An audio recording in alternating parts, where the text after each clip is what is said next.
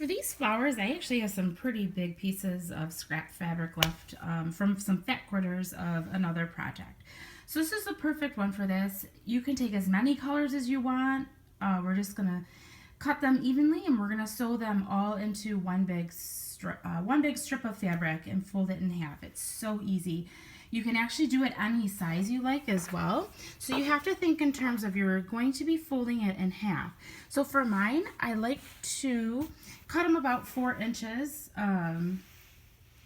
So I'll go ahead and I'll cut each strip about 4 inches so that when I fold it in half, it's only going to be about 2. And you'll see how it'll pull together and it kind of shrinks up as we sew it. So I'm going to go ahead and I'm going to cut up my 4 colors that I've chosen for this one, and I'll show you how I kind of put them together. It's a real scrappy look, which again is why the size that you cut isn't going to make a difference.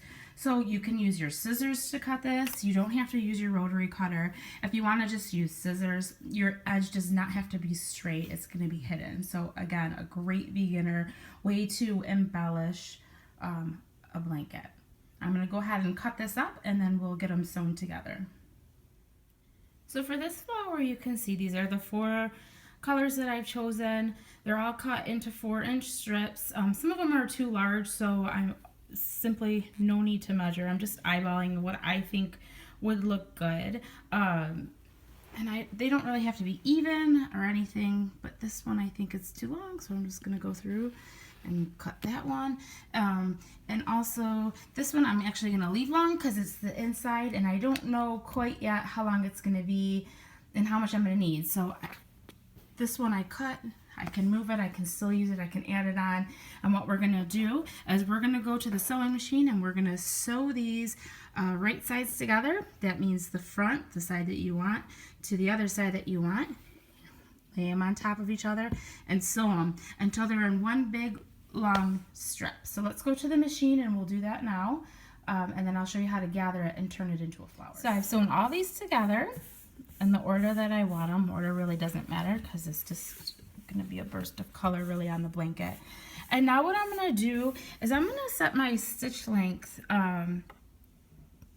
It's different on every machine, but for me, I want to make my stitches as long as they can so that when I gather this, it's easier to pull. And we're going to go back over and sew it. So this is really just going to be a loose stitching just to be able to ruffle it. This is another trick of how to make a ruffle too if you don't have a ruffle foot. So I'm going to start here. I'm not going to back stitch when I start or to finish. I'm not going to back stitch because we're going to want to have loose threads to be able to pull it and play with our stitch a little bit.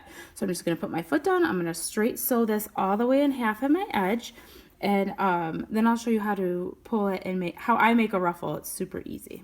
I've taken and I've sewn this in half. And it's okay that that's open a little bit because we'll sew it back down. And then what you're going to do to kind of get this ruffle here is you're going to take, since you didn't back stitch, you should be able to find your thread that from just one side. You don't want to grab both of them. You're just going to hold your fabric and you're going to pull the thread, and it's going to start to create this ruffle. And you're going to keep pulling until you get it ruffled the way that you want. There's no right or wrong way. It can be an uneven look or however you want it. So I'm going to go ahead, I'm going to ruffle this all the way around till it gets a little bit tighter in all spots so it looks like this. And then we'll go lay it and pin it onto the blanket into our spiral shape to make our flower. I've already pinned this flower down. Usually I sew my stem or whatever embellishment I'm using for it. This one's just like a fun ribbon that I found on clearance somewhere. And then when I came up here, I'm using the piece that I did, and you can see that I've just pinned here. When I sew, this is kind of like a raw edge. So what I do when I sew is I will tuck that edge under when I'm sewing it, and I'll just hold it down when I get there. And I've come around. Here you can see I didn't like the way that it was really ruffled. I didn't have a good job ruffling it there, so I just kind of put a ruffle in it and pinned it down so that it'll have a little extra fold in it. And I just came around and I kept pinning until I got the shape I wanted. So you'll see in here, I will do the same thing with this edge. I tucked it under. so that when I'm sewing it will not fray or have an open edge. I'll just seam it as I go. And then for these ones, since it's going to be for a baby, sometimes I'll use buttons or other fun embellishments for the center. But for this one, I just did a piece of fabric because I don't want the baby to be able to pull the button off. Could be a choking hazard. So what I'll do when I'm done to seal it is I'll sew this circle right on top, and that'll hold or hide, I should say, all of these edges that could fray, and I'll go and sew it down. So let me go sew this on, and then we'll go through and add a second one on. So you can see I sewed down the stem of my flower. I wanted my stitch to show. I used my decorative, this is my favorite one, I use it for almost everything, the little squiggly lines. So I have it all the way up. Now I'm getting to this flower, and I don't have it pinned down good because you can kind of move with it as you go, as long as it's pinned enough so that you know you have your flower long enough and it will fit. That's why I pin it before.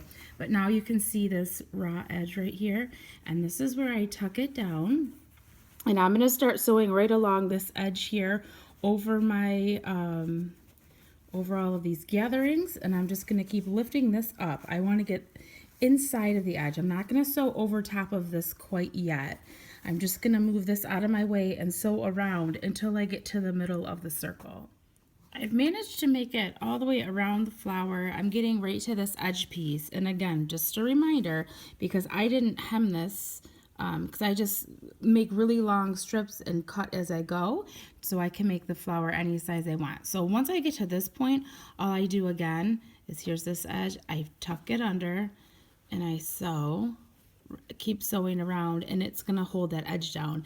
And then once I go back around to put the flower down, I'll show you how I keep it tucked under even better.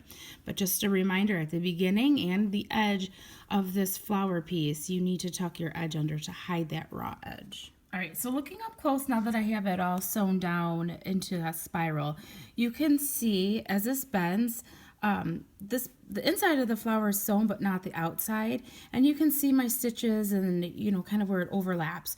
So what I do here is I just go through, I hold it down, and I sew little stitches. I don't sew back around because I want it to have a little bit of a depth, but I sew enough around so that it doesn't pull up. Just little stitches throughout around the edge of each of these flowers is how I'll do that. And then once I finish that, you won't be able to see that seam anymore. And then I'll go through and I will sew, just as an applique, the center of this flower. You can do more circles if you want a different layered look, even for the center. I may do that in a second, but for now I'm just gonna go through and sew those down a little bit, and then we'll go from there and see if I want to add another circle after I lay it out for the look. So when we started, I didn't have a seam or a finished edge, and I just tucked it under, which it's sealed down here and stopped from fraying, but up here it's still open. You could see it could flip out. So what I do is, just like I went around the blanket, and I do such a little stitch here, and it holds it into place. So I just back stitch right here and just do a couple stitches, and it holds it down and it stops that from popping back out. So I do that on both of my end pieces going around.